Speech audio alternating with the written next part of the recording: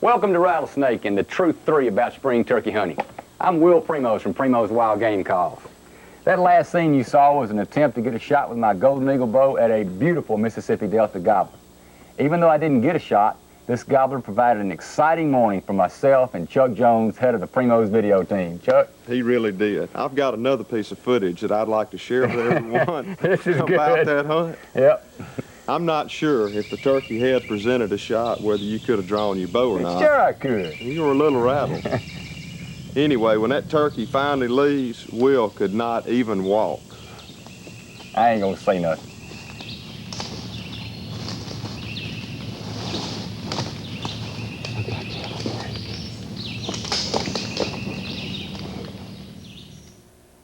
We did have a blast this past season. Myself, along with the Primos video team, Chuck Jones, Ronnie Jolly, and Ronnie Cuz Strickland, had more fun and success than we ever had before. And we learned a lot. We set out to produce a bow hunting only video, but that changed very quickly. 2 weeks into the season, we held on to our bows, but loaded our Remington shotguns. We just found it frustrating trying to coordinate the hunter, the bow, the arrow, the camera, and the cameraman. And hunting with the bow under fair chase conditions required a great deal of patience. So that gave us the opportunity for some fantastic footage. In the Truth 3, we've grouped this footage into 5 sections. Trapping and relocation, you're gonna love that. Hen talk, gobbler talk, catch and release, that's where we have fun but come home empty-handed, and successful hunts. So sit back with us and enjoy the 1990 season as the truth goes on.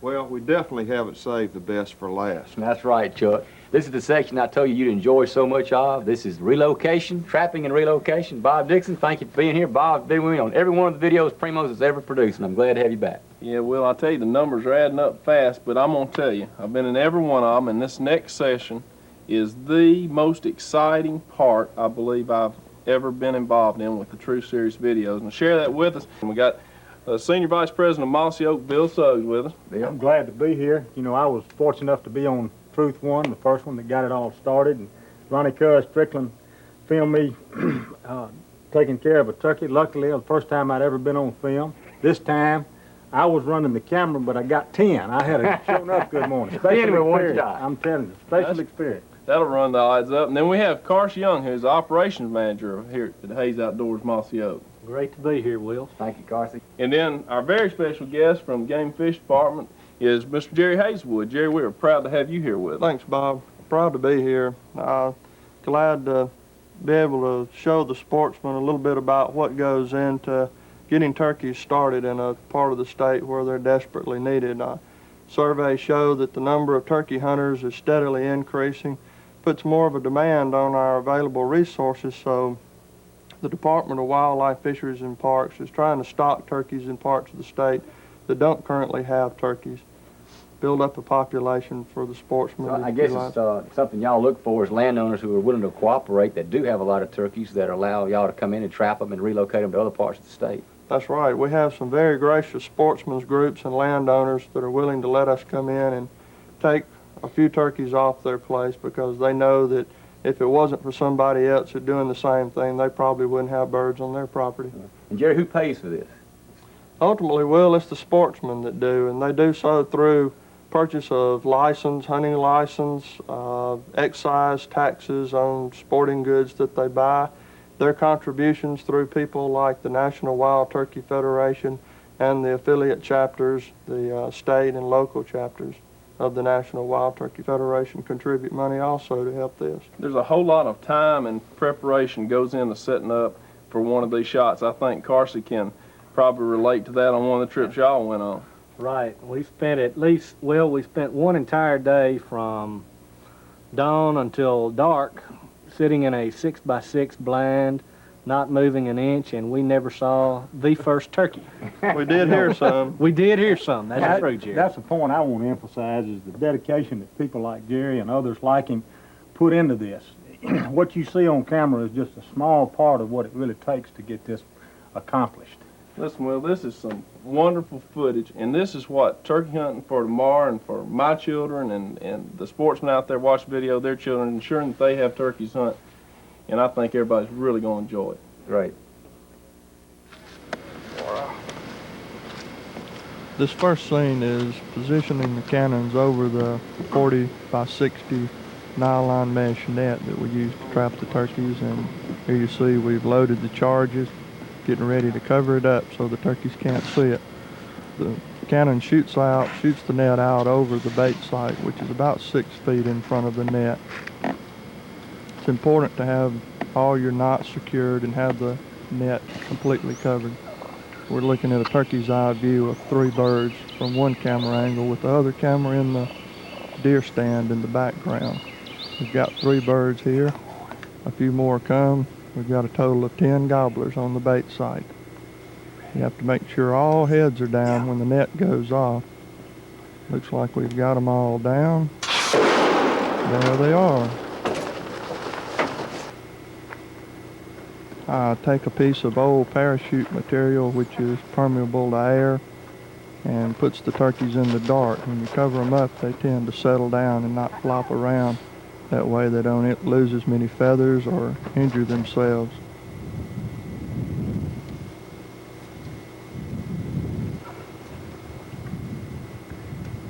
Takes a little while to work the birds out of the net, so you make sure you've got them all covered up where they'll be nice and still.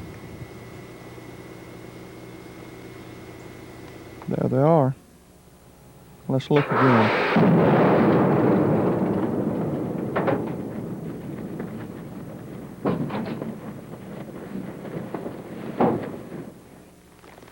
We leg band each of our turkeys right between the time we shot the net and this scene, which started a pretty good rain shower. Typically don't shoot nets over birds in the rain. You tend to damage the feathers too bad, but we already had them down, so we had to go ahead and get them out.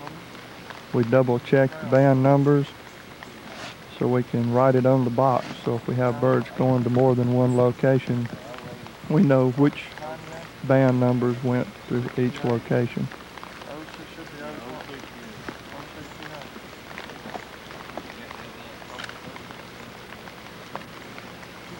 Easy does it.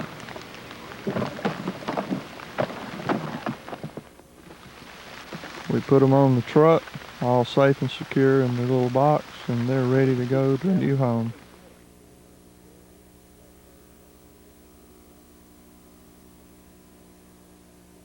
As the season progressed, it was amazing how much hen footage we had, and that's what we want to share with you now in this section on hen talk. As long as you sound like a hen, you don't have anything to worry about. So like Bob always says, these are the best teachers. They really are, Will. This next little piece of footage, if these hunters will pay attention, this is the hens themselves doing their thing in the springtime. And you know, we're asked questions all the time about the way we call, too much, too loud, using the key, for instance, for a shot, you know.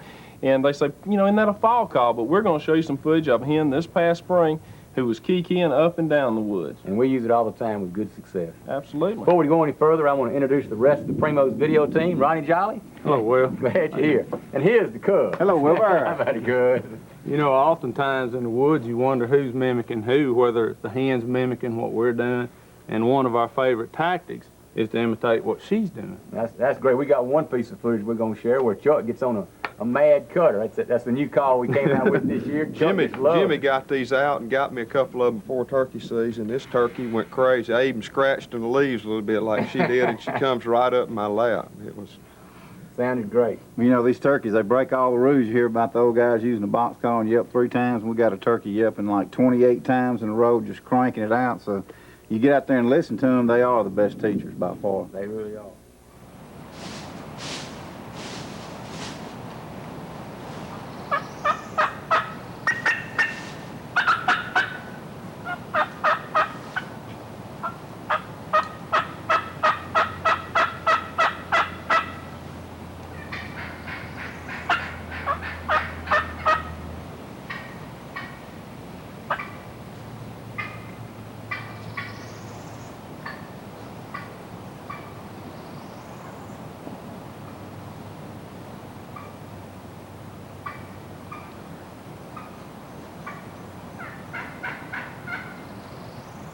Notice here how the hen is mimicking Chuck.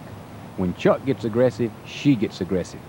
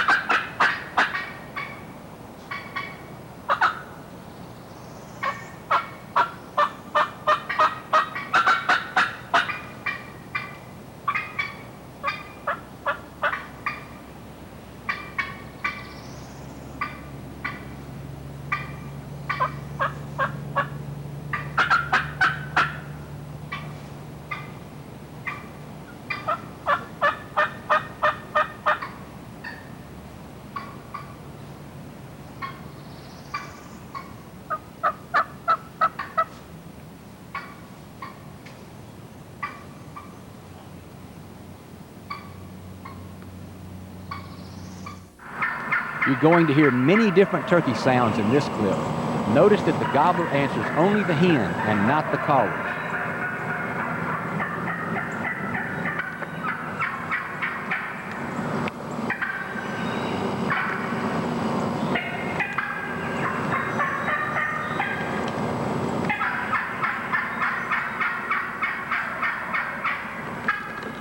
Did you notice the change in cadence and pitch of her voice?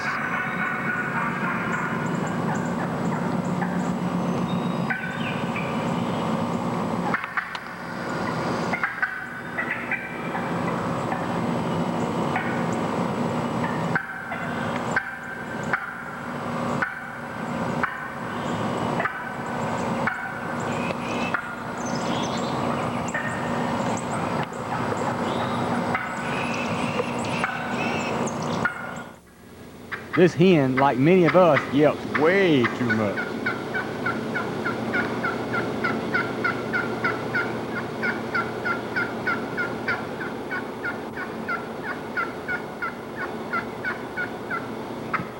Hens like this taught me everything I know.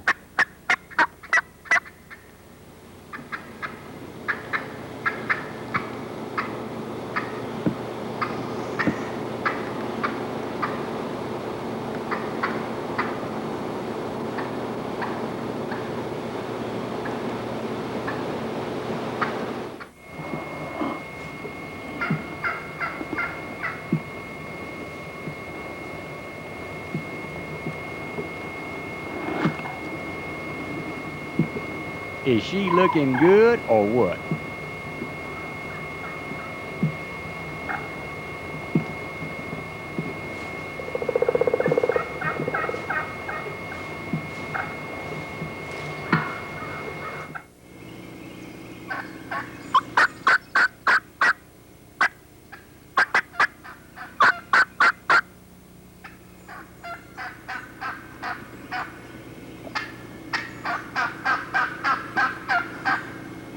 Once again, mimicking this hen gets her very excited.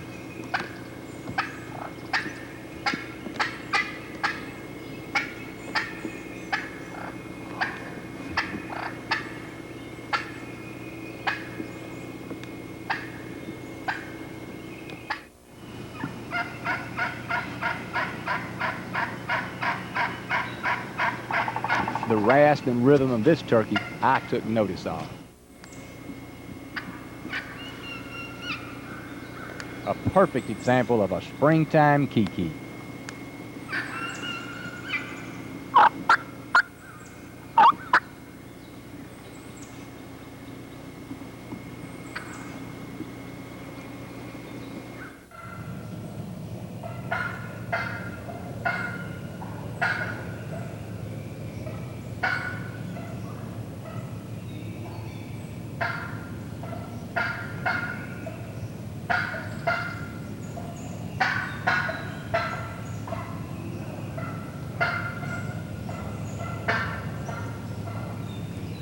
Here's what I call excited, inquisitive clucking.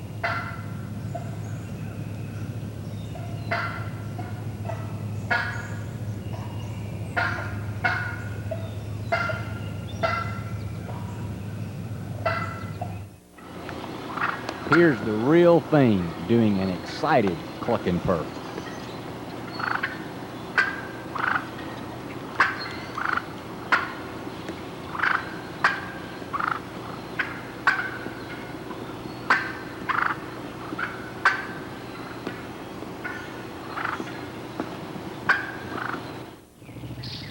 This hen is really looking. Listen to this intense cluck.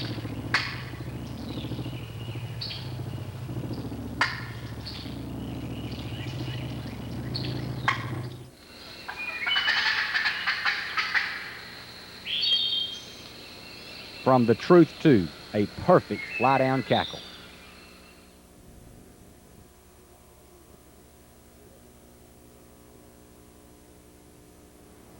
We've all heard it said before, but I'll say it again. Hens are definitely the best teachers. Absolutely. No doubt. All the hen footage and the gobbler footage we're fixing to see, I'm going to say it one more time. Mossy Oak makes the biggest difference ever for our video work. Well, I appreciate that, Will. You know, I even put down my gun and carried the camera a few times this spring. Once. Well, Maybe, a few. maybe twice. Well, you know, it just made it clear to me how tough a time you have when you got a cameraman and a guy calling and a guy with a gun. You got all these people in the woods to be totally invisible to the turkeys. And that's our single goal, is to help people like you keep getting great footage and help those turkey hunters keep being more successful. It was doubly hard. You know, everybody's trying to film bow kills, and you had to sit there twice as long and let them walk all around you. But, you know, the gobblers do make all the same sounds that hens do. They don't do them as often, but they cut and cluck You and got purr. a great piece of a gobbler cutting. I didn't know a gobbler would cut like that till, you know, year before last, and we got one cutting, just a beautiful sound. Really do. Jolly, the Jakes gobble. They sure do. And we set up several times thinking that we had located an old turkey. I mean, he was laying out a full roll gobble, and we sat down and call him up. It'd be a Jake. That was all. Well, you got buddies, and I do too, that say Jakes can't gobble. That ain't That's true. wrong. Not true. What about that little special call that we all listen for? Oh, we man. can't ever chorus. I love the drumming of a turkey. When I'm sitting there and I've been talking to him, and all of a sudden I hear that, woo, my blood pressure goes straight up. I'll never forget a year ago when you drummed that turkey up, got him up there, and you started drumming with your voice and drummed him right up and couldn't get the That was shot fun. for the Jake being in the That way. was fun. We got a lot of good sounds for them. Let's just go to it, and they'll have something to fill their ears for this coming spring.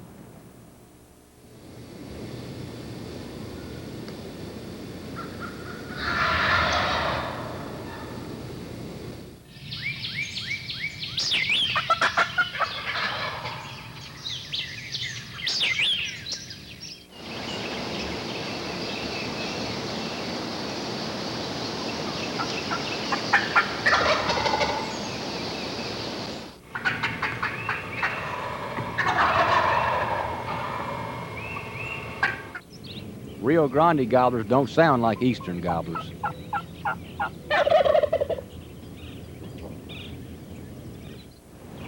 Here's 3 Jakes with full roll gobble.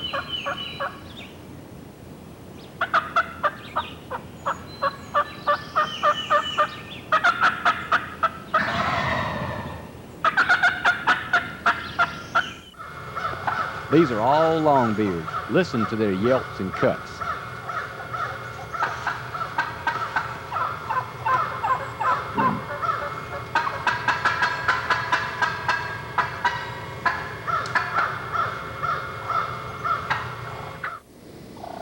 Here's some young gobblers clucking and purring.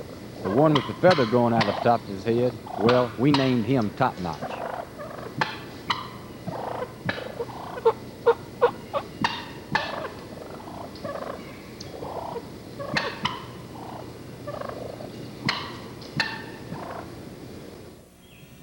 Here's what gobblers do best, strutting and drumming for the hens.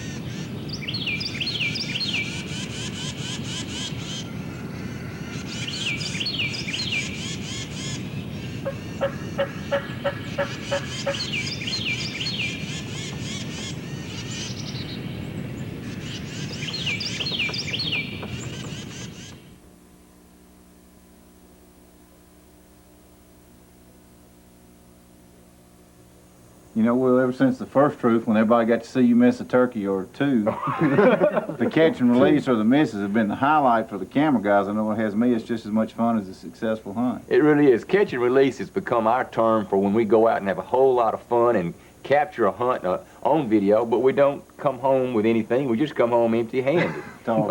Really. We're really happy to have Mike Lingo. Mike's on member of Primos Pro staff. It's great to have you. Good to be here, Will. You know, I've been accused of being the founding father in the first deer video for the catch and release. He's running I got my buddy running a real close second right now. Running a close second. Lingo and I had a great bow hunt. He had a turkey right up there in 12, 14 yards over, and we had on headsets to communicate, and I had Lingo stuck around behind the tree to tell him when to shoot. And that's where he kept me till the turkey left. I'll tell you another thing. You told me you wanted that turkey at the decoy. Yeah, but he didn't get there. But another thing we found is a game tracker really helps, because 90% of the time when you shoot a turkey with a bow, he's either going to run or fly. And it Yours really got hung up in those limbs going to the turkey, didn't it? Oh, it was a good shot. It just a little bit too far. What, about 40 yards when you finally took the shot? It was too far. The string tracker did its job. The arrow just didn't find its mark. Y'all enjoy our catch and release program.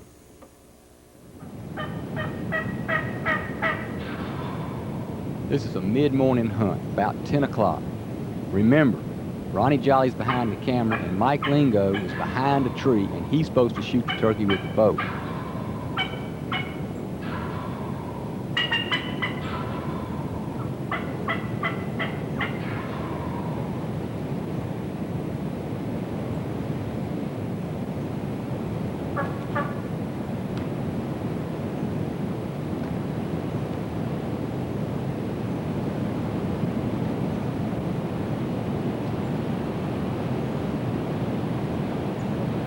That turkey's headed straight for that feather flex decoy. And that's where Mike wants him to shoot.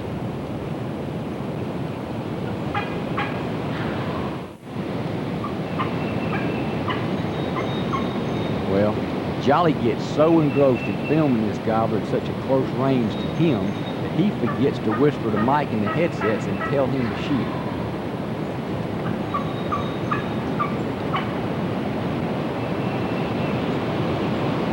Keep watching it close. You'll see the spurs on this turkey. They're very nice.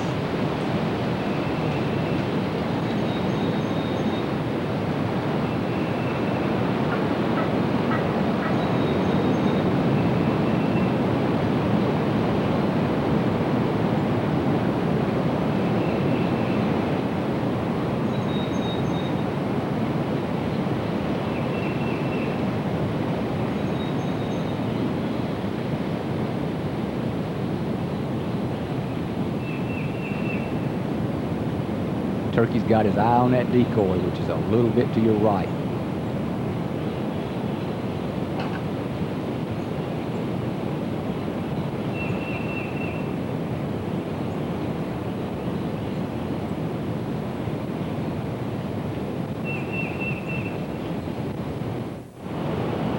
Lingo better hurry up and get those fine line sights on that turkey, because he's fixing to see something he doesn't like. Now Jolly says, Lingo, I think it's time to shoot.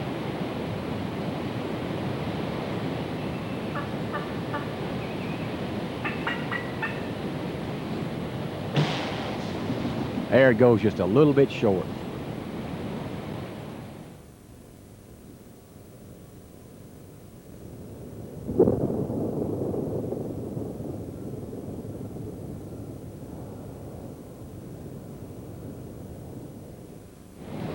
Look close and you can see the string tracker laid up in the tree limb. And there's Mike Lingo, the dejected turkey hunter.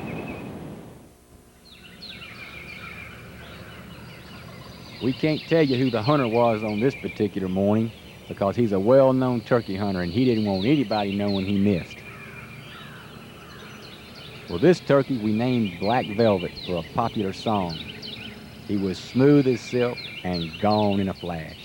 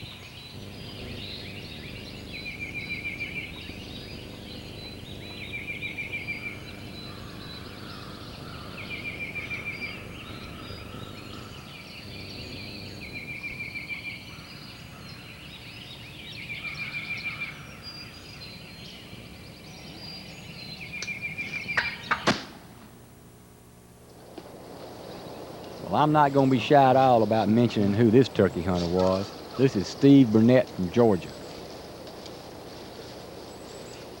What's interesting about this gobbler is how he comes up here and runs off all these jakes. While he's doing that, Chuck Jones, who's behind the camera, is throwing pine cones at Burnett, trying to wake him up.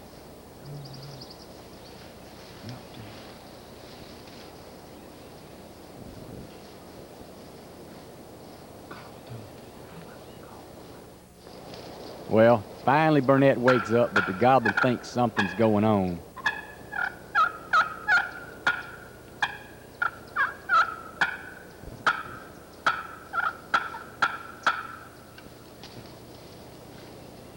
And Burnett proceeds to shoot a pine tree.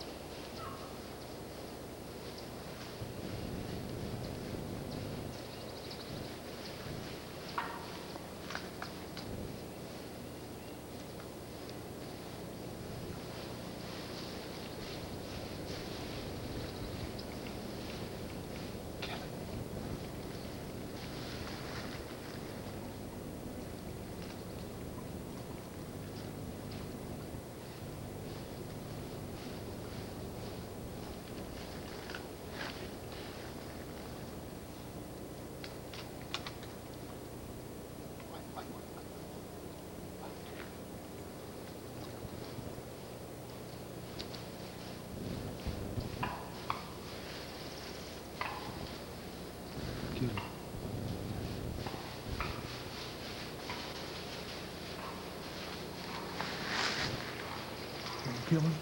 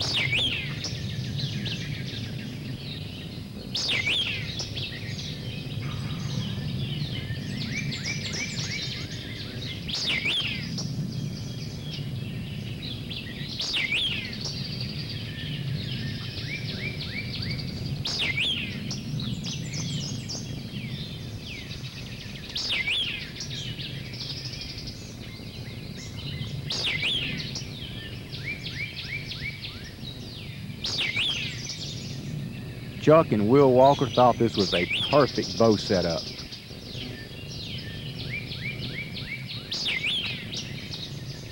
The problem was, turkeys are not but about 10 feet from Will Walker, and he can't get his bow drawn without being seen.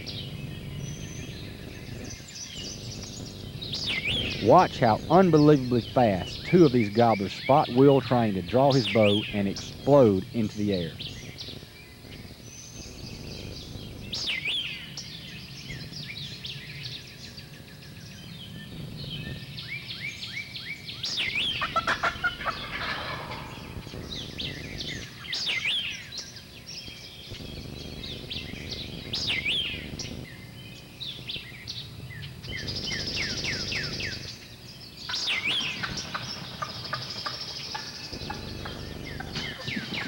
By now, Will Walker was so flustered, it was just a good, clean miss.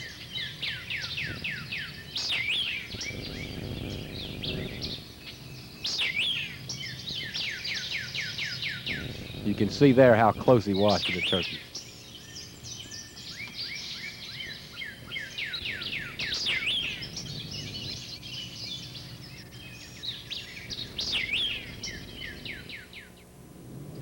Here's a coyote who's going to think twice about the next time he wants a turkey dinner.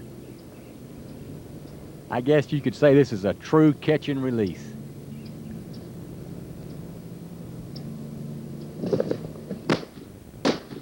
I don't think he liked the way that decoy tasted.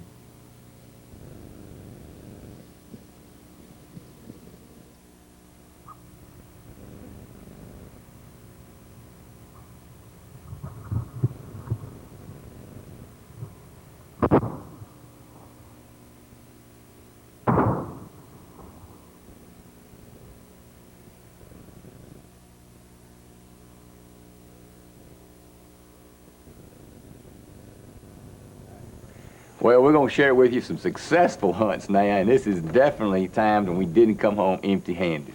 You know, well, we figured out one time over the last 4 years since the truth how many times we actually film a successful hunt out of how many times we actually go out there, and it's something to be proud of, and they're fun to watch. They really are. You know, many times it works, many times it doesn't, but we have a section here of what we feel is the best of the best that happened in 1990. Well, we stayed out there long enough with 3 cameras, and thank the good Lord we finally had some success. Really. This is the opening week of the Mississippi season. I think Cuz had a good time this day. Yeah, it was. Everybody's fired up. You know, we've been waiting for turkey season for weeks and weeks and weeks, and this was a real good hunt. We were with Steve Burnett and a good friend of mine, Richard McKinney, near Butler's Lake, just south of Natchez. And what to me was neat about the hunt was not being committed. We had roosted the turkey, and he started gobbling at daylight. You know, it seems like every time you commit to a turkey and decide what he's going to do, he does something completely different. That's right. The one we set up on did, and when he started gobbling, we heard lots of hens over there. And just me and Steve talked a minute, just whispered, and decided that turkey wasn't going to happen. And being opening day, we were ready to run, so we started the old cutting and running just 20 minutes after daylight and raised 2 more turkeys real quick. And it's what you call a flash hunt. When these two started gobbling, they came in Together. real quick together. And Steve Burnett had a gun, and Richard McKinney had a big 10 gauge. They could have shot them out there 60 yards, but they got up close, and it was a real good hunt for video.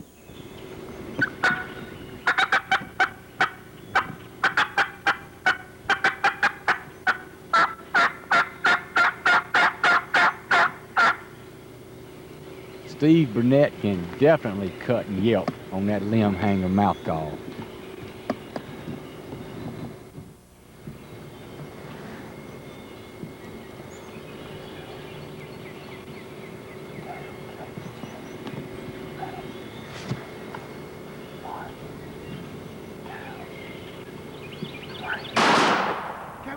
Go.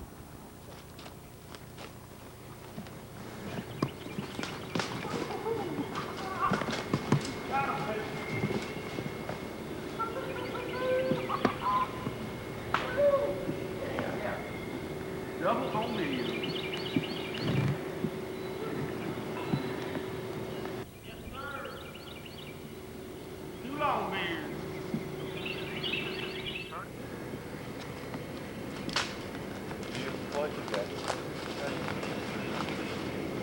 More turkeys in here than I've seen anywhere that I've been hunting, believe me.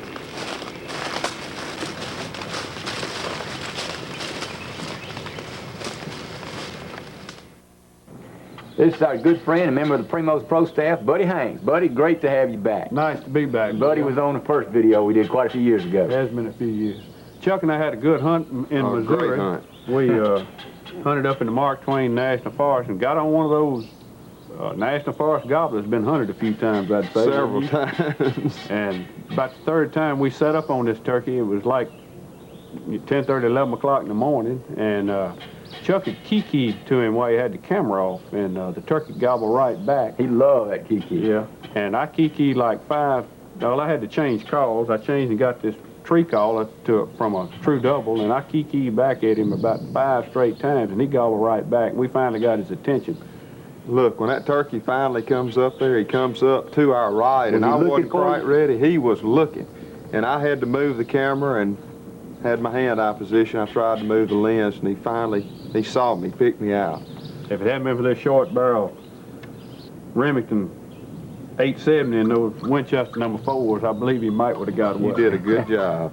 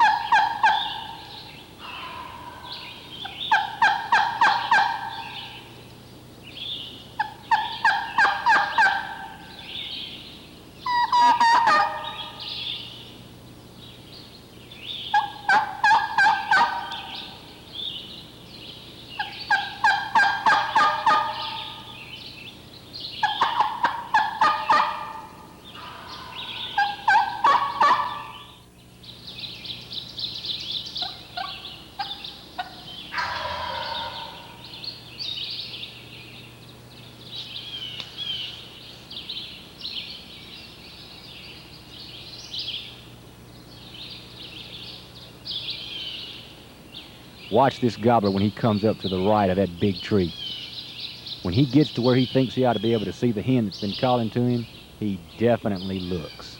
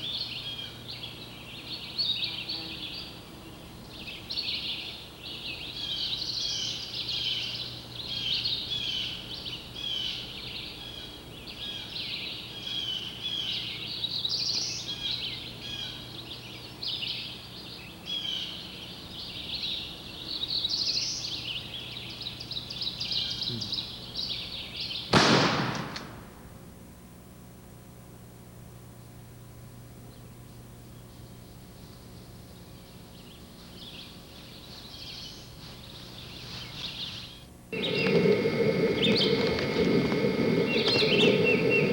how close we are to this truck.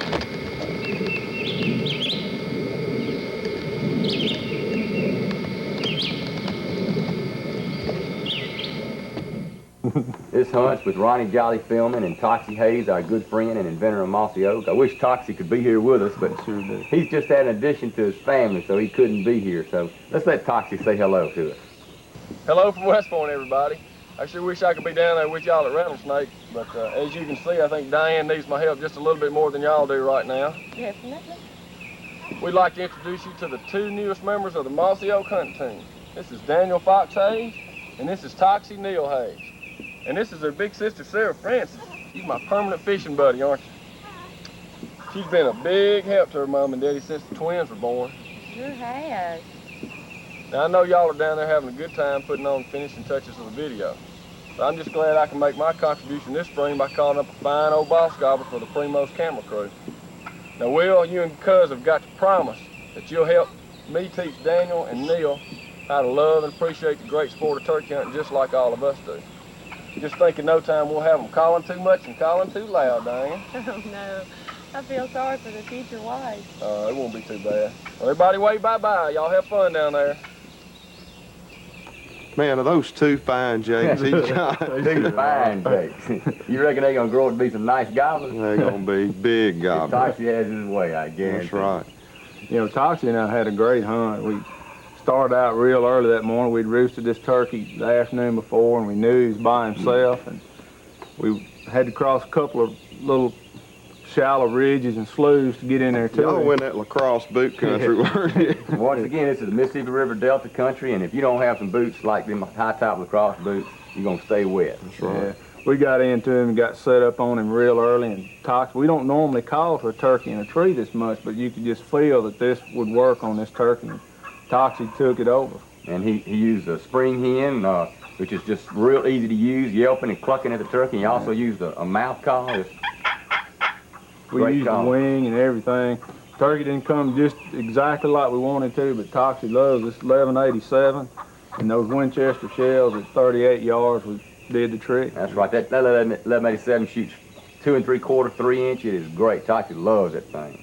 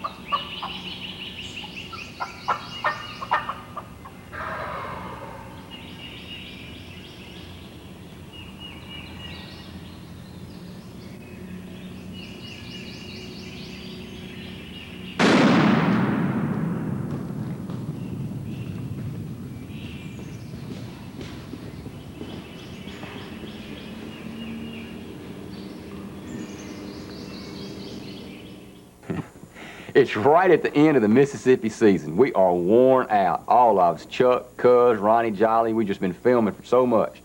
Well, I got to get back to the office to do some work. The phone rings. It's Mike McMurray from the San Pedro Ranch in Carrizo Springs, Texas, and he says, Will, the turkeys are gobbling like crazy. Y'all got to come. Well, Jimmy Primos and I were sitting back here listening to it, plotting a strategy to get a hold of Jolly and Lingo and get out there as quick as possible, which we did, didn't we, Jimmy? Oh, yeah, and Will, we had a fantastic hunt. We wish you could have been there, but... yeah, Jimmy, thank you. Anyway, the first morning, Chuck and I went out together, and we blew on the Primos crow call and had several groups of gobblers just respond right away to us. Real quick, we set up on them, started calling to them. I was using a true double, and Chuck, I think you're using that new two-hole graphite slate. Yeah, I have a new slate. It's got a great sound. Coming out in 91. That's right. Yeah, and those turkeys just came a-running. Had two huge gobblers come in a little bit off to our left, and I had to wait till they got real close. I think when I finally shot, they were about 10 yards. And I was so happy I had this Remington 870 with the new deer barrel with the rim chokes, rifle sights. It was just an ideal weapon to have in a real tight situation like that. What is that, a 20-inch barrel? 20-inch barrel with those rim chokes. It just groups real tight. He made a great shot, ran off out there, and turkeys are still goblins. He's picking his up. Gracious.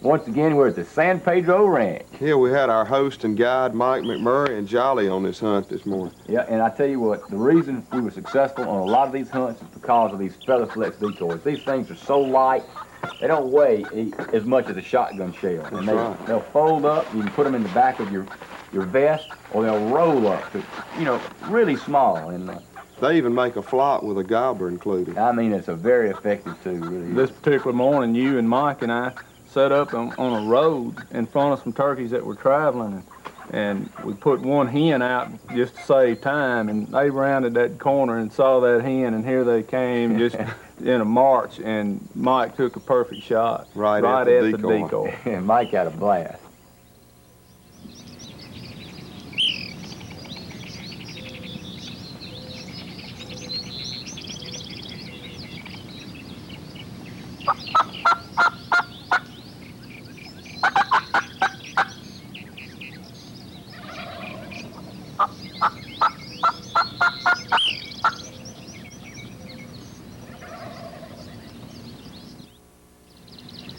Watch this hen sneak into all the calling. As close as she got, she never saw him until Jolly shooed her away.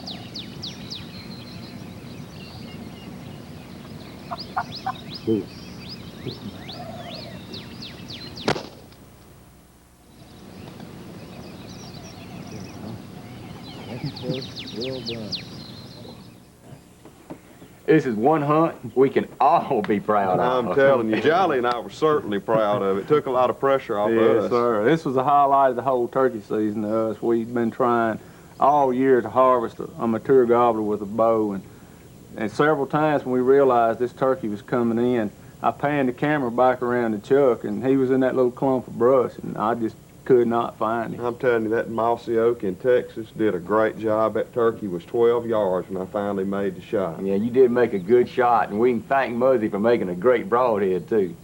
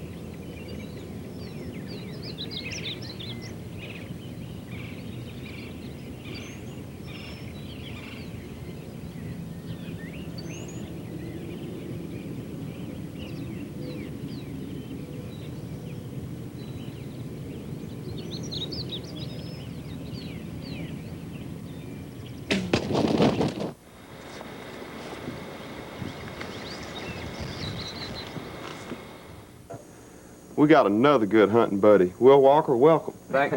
Glad you're here. Good to be here. This is a Mississippi River midday hunt. Will Walker and Jolly had a decision to make on this hunt. Being light on the fella now. We're going to tell the truth here. Well, we gotten on the turkey the afternoon before, and then we hunted him the next morning and couldn't do any good with him. Finally tried to get him in the middle of the day. And This is the third time. third time we got up on him, he started gobbling.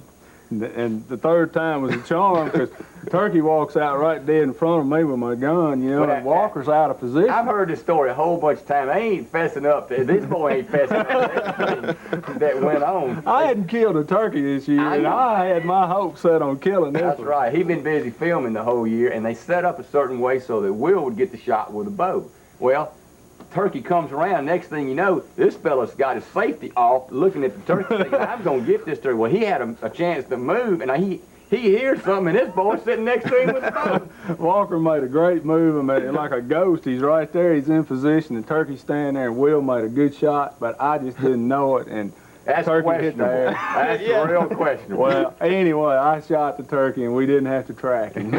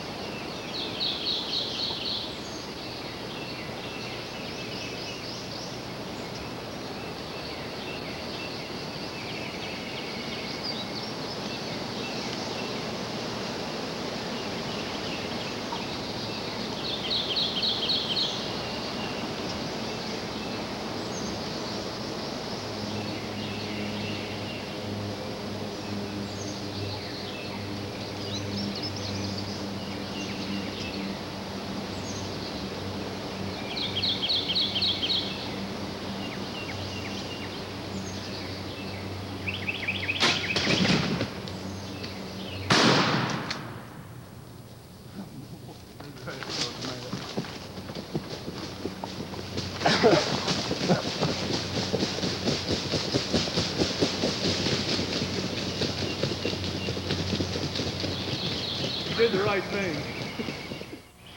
Well, we got a house in the boat kill. This hunt was really a lot of fun. This turkey was named Fred by a good friend of ours, Will Walker. It took 2 days. A marathon. It was an absolute marathon. I know it looks kind of ridiculous, but this is exactly how I felt. We tried to hunt this turkey with a bow only, but we decided we better take a shotgun on that second day just in case we couldn't pull it off with a bow. That second day, Chuck peeked up there in the field. A huge yellow top field. I eased up, and these Tasco in-focus binoculars I love. Yeah, these things are great. You don't have to adjust them. You can just throw up, and they're automatically in focus for anybody's eyes. They do a great job. He was out there strutting, and the game began. It sure did. Y'all enjoy us hunting Fred.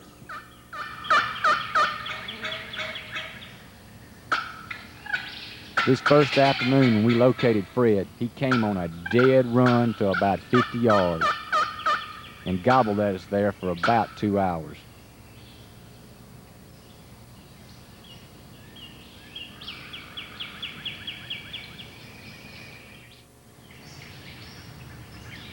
I shoot a trophy hunter release by pro release, and I was sitting there ready to draw.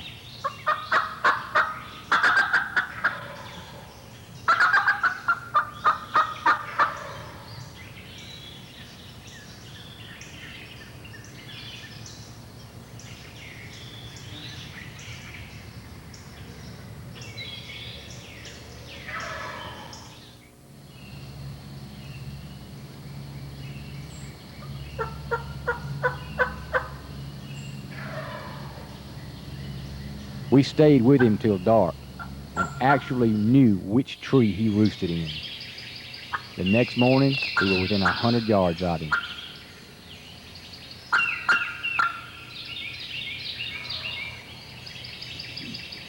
As soon as he flew down, he went the other way, headed straight for the field.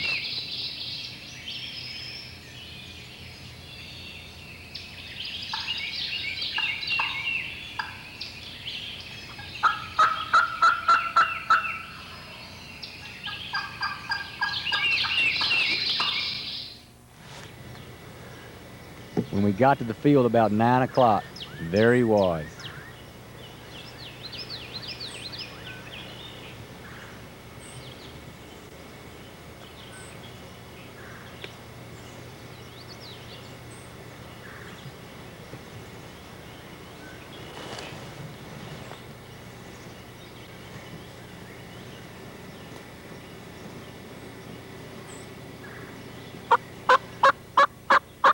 And there goes Jones yelping at him.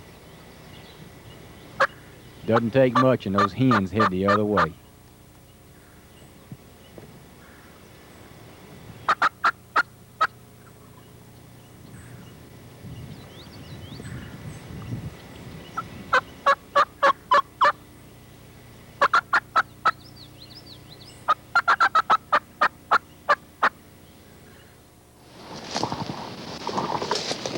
I wanted this on tape because he can't lie his way out of it. And we're standing here in gale force winds. Wait a minute. I'm going to mark it. We're standing here in gale force winds. So far it is Jones and Primos 0, and turkeys that are well over 100. It's now the last of the season. We've got about 8 days to go. We've been talking to Fred. Fred is a turkey that Will Walker named that lives over on the bow. And Fred will gobble. We just left him. But Chuck has a suggestion. I suggest that we do not call and we go hunt Fred. Go sit in the field and don't say. Every time we've called to him, he's gone the other direction. Are we going to set up the decoys, Mr. Jones?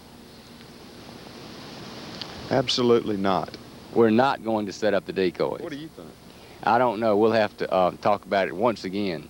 But the deal is, if we go over there, Jones will not. Lay them on their side like they're dead to set them up. Jones will not call.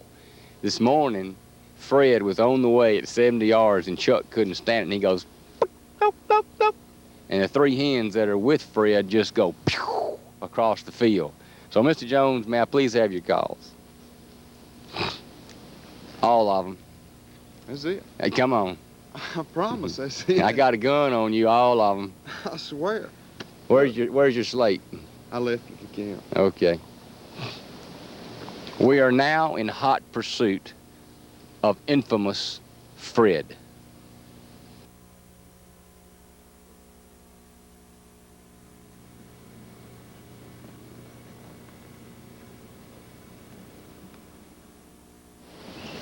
When we got back to the field, Fred was still in the field. We crawled out as far as we could and stuck the decoy where we hoped Fred could maybe see it. Wasn't but just a few minutes later, Fred left the field, flew across the bow into the big woods. It didn't take me long to put down my bow and pick up my shotgun. I knew this wasn't going to be easy. Fred just started gobbling on his own and continued that for a long time. Chuck and I just sat there and listened to him gobble, watching wood ducks swim up and down the bow.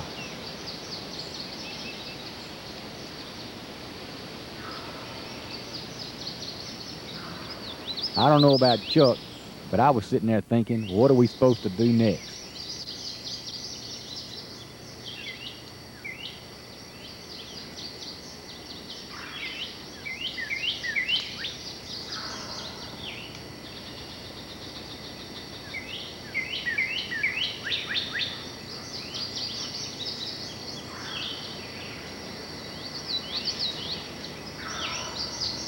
Wasn't long, and Chuck came up with a great idea. He said, get out your wing and make Fred think the hens have flown back across the bow into the field.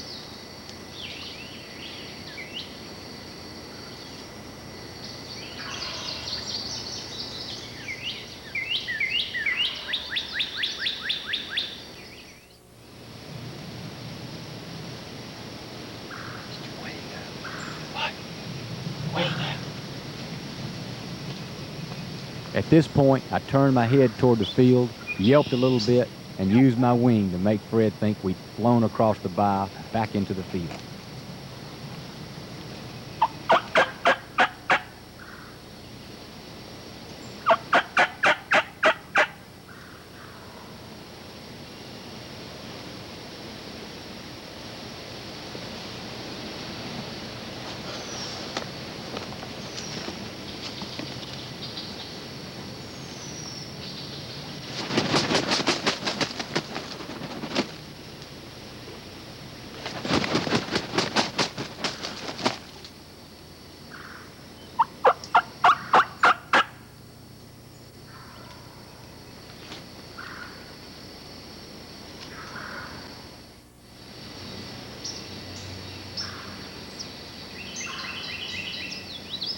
Listen close. He's fixing to fly the bow into the edge of the field.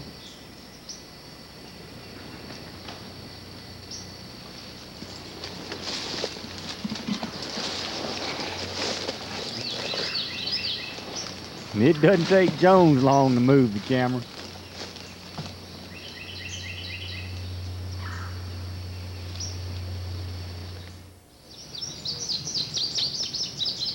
That's me right there by the stump. It's amazing how much longer I could see Fred before Chuck did. When Chuck could finally see him, he was right on top of us. He's looking at that decoy, which is just a little bit to the left.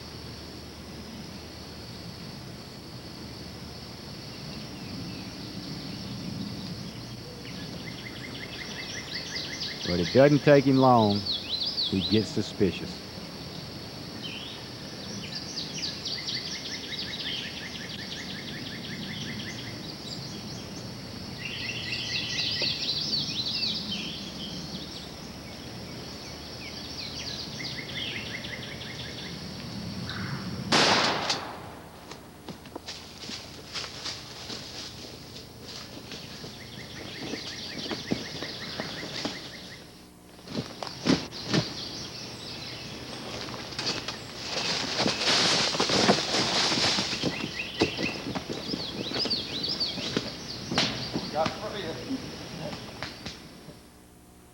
We're in hopes that the Truth 3 was as enlightening, educational, and entertaining for you as the spring of 1990 was for us.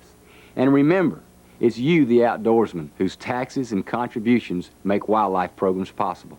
Without you, we wouldn't have the successful restocking programs and wildlife departments that we have today. Well, everyone wants to know if there's going to be a Truth 4. We didn't know if there was going to be a Truth 3. So let's just say we're very grateful for what the Lord shared with us this year, and that we'll be out there next year with cameras rolling. And please, hunt safely and ethically, keeping in mind that we don't inherit the land from our fathers. We borrow it from our children.